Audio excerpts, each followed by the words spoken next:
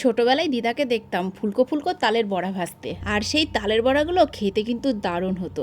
ছোটবেলায় ভাবতাম কিভাবে বানাই। সময়ের সাথে সাথে বড় হতে হতে সবকিছু শিখে ফেলেছি, এখন কোনো কাজই কঠিন বলে মনে হয় না। দিদার কথা এ কারণেই বললাম, কারণ আমার মা এইসব রান্নাবান্না করতে খুব আলিশি বোধ করে না বললেই চলে। যখন যখন আমার মায়ের তালের বড়া খেতে ইচ্ছে করতো, তখন তখন আমাদেরকে কোলে পিঠে বেঁধে নিয়ে যেত দিদার বাড়ি। যাই হোক, আজকে আমি বছরের প্রথম তালের বড়া বানাচ্ছি, আর এই তালটা আমার বান্ধবী আমাকে দিয়েছে, কারণ আমার বান্ধবীর বাবার বাড়িতে আছে তালের গাছ, আর সেই গাছ থেকে অনেক তাল পড়েছে। তো এত তাল কি করবে, তাই বুলটিকে কিছুটা তাল দিয়েছিল, সেখান থেকে বুলটি আমাকে দুটো আর মানুষকে দুটো দিয়েছে।